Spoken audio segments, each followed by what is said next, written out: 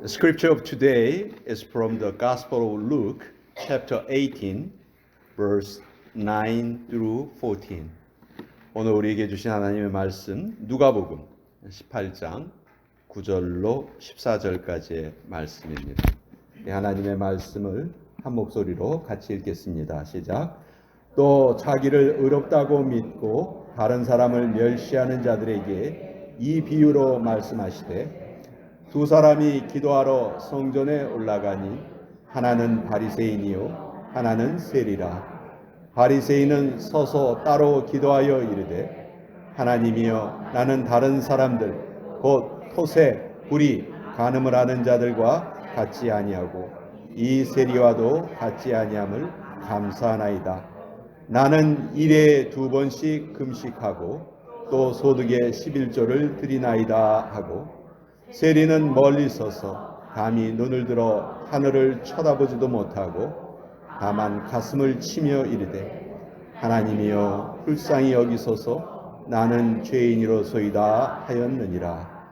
내가 너희에게 이르노니 이에 저 바리새인이 아니고 이 사람이 의롭다 하심을 받고 그의 집으로 내려갔느니라. 무릇 자기를 높이는 자는 낮아지고 자기를 낮추는 자는 높아지리라 하시니라. 하나님의 말씀입니다. 아멘. 우리 시간 잠깐 기도하겠습니다. 아버지, 우리가 하나님을 경외하려면 하나님의 말씀을 경외해야 합니다. 말씀을 경외하려면 말씀을 잘 알고 깨달아야 합니다.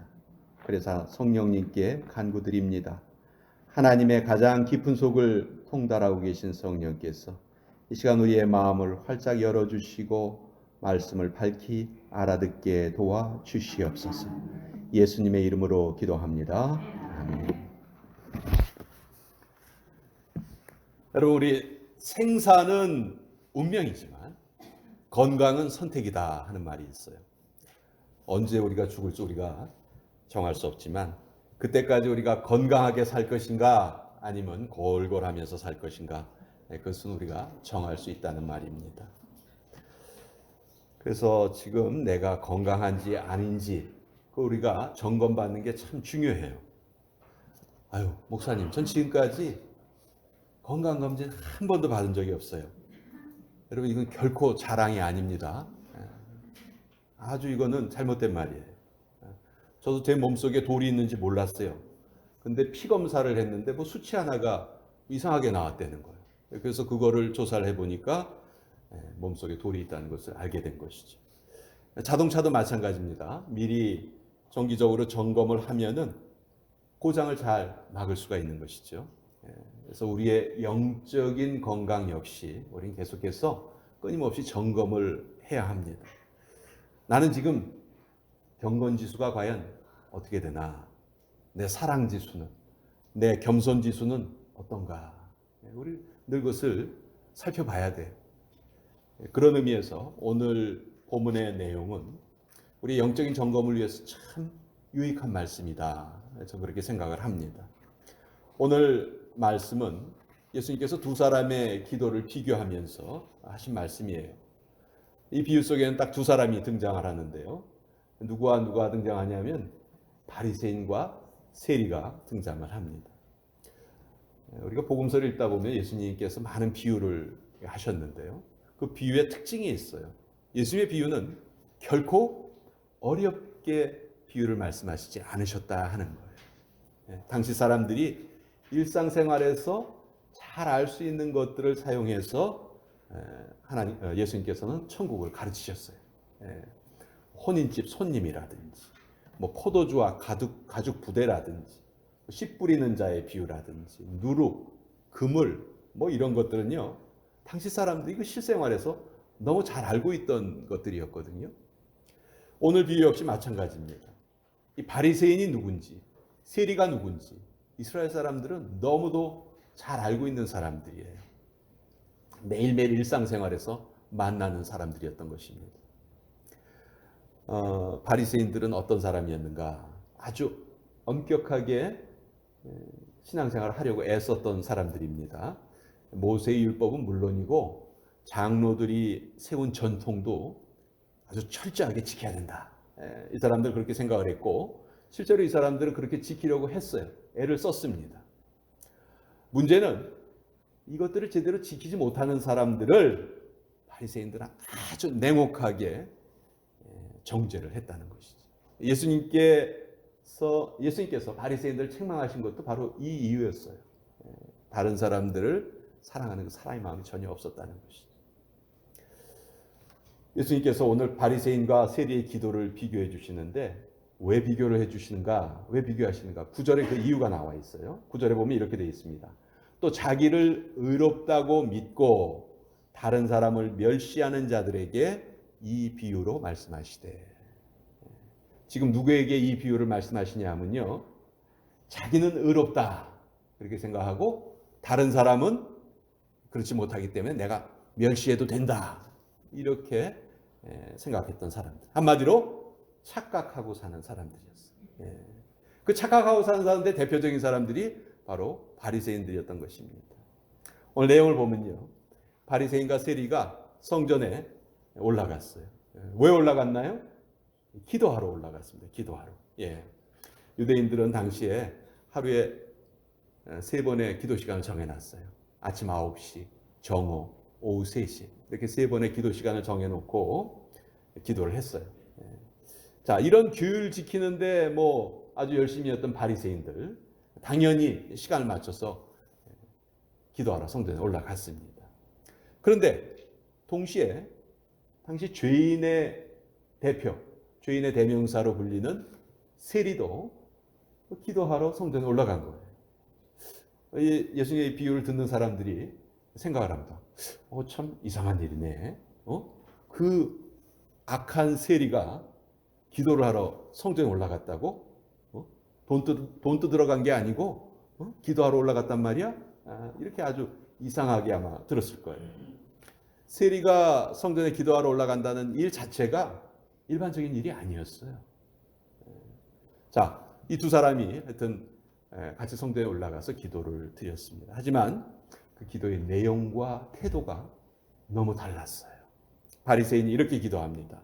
하나님, 나는 다른 사람들, 즉 토색, 불의, 간음하는 사람들하고 같지 않습니다. 또 이 세리하고도 같지 않습니다. 그게 참 감사합니다. 저는 일주일에 2번씩 금식을 하고요. 또 11조도 아주 정확하게 하나님께 바칩니다. 기도의 내용이 이거예요. 그러니까 첫째는 뭘 말했냐면 자기가 범하지 않은 죄를 이렇게 얘기해요. 저는 토색하지 않았고요. 불의를 저지르지 않았고 간음도 저지르지 않았습니다. 두 번째는 자기가 한 행위를 또 얘기합니다. 저는 일주일에 2번 금식했고요. 11조도 아주 정확하게 드렸어요. 여러분, 우리는요, 저녁 실컷 다 먹고 야식 안 먹는 것도 참 힘들어요. 그렇죠? 근데 이 바리새인은 일주일에 2번씩 2끼가 아닙니다. 이틀입니다. 이틀을 금식을 했다는 거 정말 대단한 거죠. 또 수입에서 철저하게 그 11조를 계산을 해서 드린 것 정말 잘한 일이죠. 이 바리새인이 거짓말한 게 아니에요. 실제로 그렇게 했어요. 그런데 이 바리새인의 기도에 아주 큰 문제가 있습니다. 어떤 문제인가? 여러분, 기도는 누구에게 드리는 거죠? 하나님께 드리는 거예요. 근데 바리새인이 드린 이 기도는요, 주인공이 하나님이 아니에요. 자기 자신이 주인공이에요. 하나님께 말씀드린다고 하면서 이 기도에서 제일 강조된 건 누구냐 하면 바로 자기예요. 자기. 하나님보다 자기가 더 높아져 있고, 또 이 바리새인이 이런 기도를 하는 그 속마음은 뭐냐면요, 하나님, 제가 이렇게 율법을 잘 지켰으니까 저는 마땅히 구원받을 만한 자격이 있지요. 이렇게 생각을 하고 이런 기도를 하는 거예요. 예수님의 이 비유를 듣는 사람들도 아마 처음엔 그렇게 생각을 했을 겁니다. 저 바리새인이 이렇게 율법을 잘 지키고 그랬으니까 그래, 구원받아야지. 여러분, 이게 우리 인간이 가진 공로주의 사상이에요. 공로주의 사상. 신앙생활을 하면서 가장 우리가 버려야 할 것이 바로 이 공로주의 사상입니다. 외적으로는 그럴듯해 보여요. 그러나 그 마음속이 하나님으로 채워져 있지 않고 자기로 채워져 있어요. 자기로. 내가 뭘 했고요, 뭘 안 했고요. 그렇지만 성경은 어떻게 말씀하십니까? 로마서 3장 20절, 율법의 행위로 그의 앞에 의롭다 하심을 얻을 육체가 없나니. 우리의 행위로 하나님 앞에 뭔가 의로움을 얻을 수 있는 존재는 이 땅에 없다는 거예요. 바리새인은 지금 어떤 기도를 드리고 있는가? 자기는 의롭다고 믿고 다른 사람은 멸시하고 있는 그런 기도를 드리고 있는 거예요. 반면에 세리는 어떻게 기도를 합니까? 세리는 감히 하늘을 우러러보지도 못하고 하나님 불쌍히 여겨주세요. 나는 죄인입니다. 가슴을 치면서 자기를 죄인으로 고백하고 있습니다. 시종일관 자기 자신을 하나님 앞에서 낮추고 있습니다. 이 세리의 기도에서의 주인공은 자기가 아니었어요. 바로 하나님이 그 기도의 주인공이셨죠. 바리새인의 기도와는 정말 다른 기도를 드리고 있습니다. 아까 말씀드린 대로 세리는 그 당시 죄인들 중에 국가대표였습니다. 국가대표급 죄인들이에요. 정당한 세금보다 훨씬 더 많은 돈을 거두어서 자기 주머니를 채웠던 그런 사람들. 우리말 성경에는 토색이라고 되어 있는데 영어 성경을 보면 라버리라고 되어 있어요.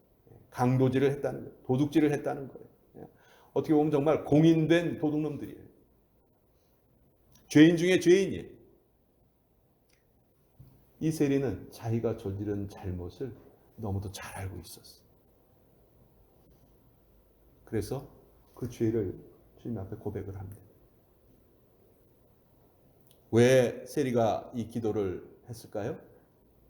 하나님, 저 정말 잘못했습니다. 그렇지만 제가 괜히 그런 게 아닙니다. 저도 먹고 살라고 그런 겁니다. 하나님, 그러니 제 상황 아시잖아요. 한번 눈 감아 주세요. 여러분, 이런 마음으로 세리가 기도하는 게 아니에요. 하나님, 저는 지금까지 수없이 많은 죄를 저질렀습니다. 그렇지만 그것이 어쩔 수 없는 일이었다고 이제 더 이상 핑계대지 않겠습니다. 이제부터 다르게 살기를 원합니다.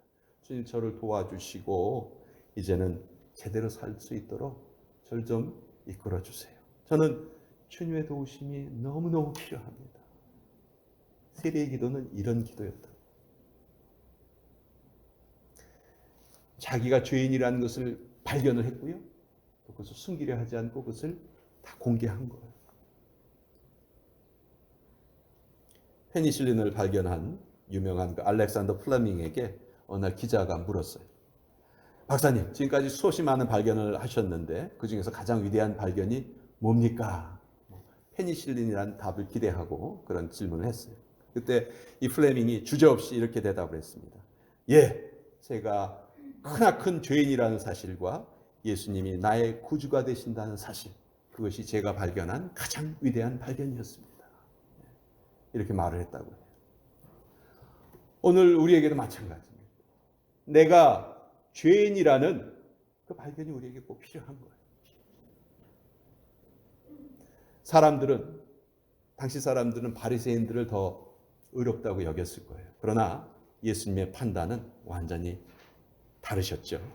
내가 너희에게 말하노니 저 바리새인이 아니고 이 세리가 의롭다 하심을 받고 그의 집으로 내려갔느니라.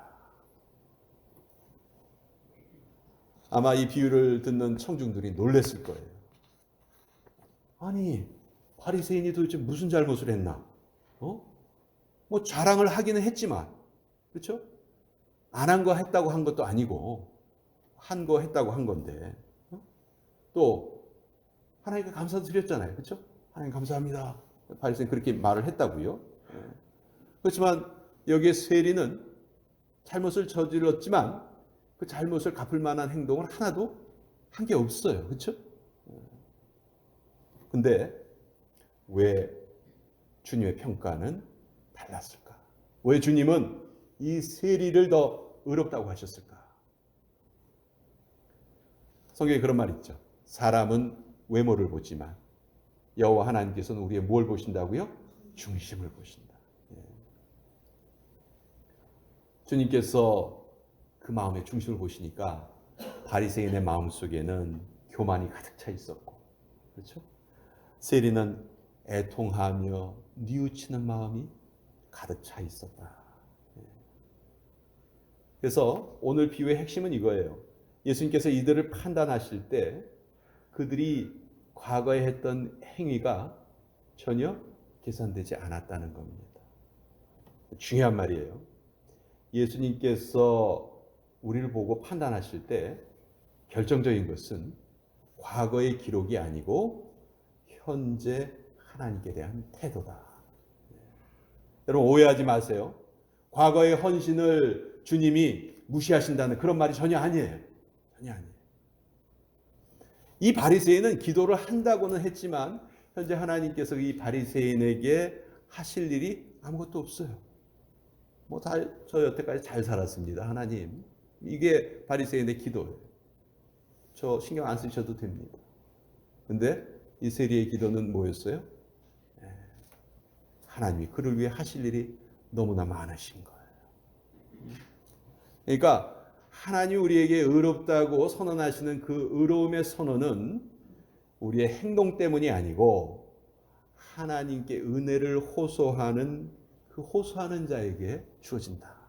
우리 행동 때문이 아니고 우리가 하나님을 향하는 그 마음을 보시고 하나님 우리의 의로움을 선언하신다. 이 말씀이죠.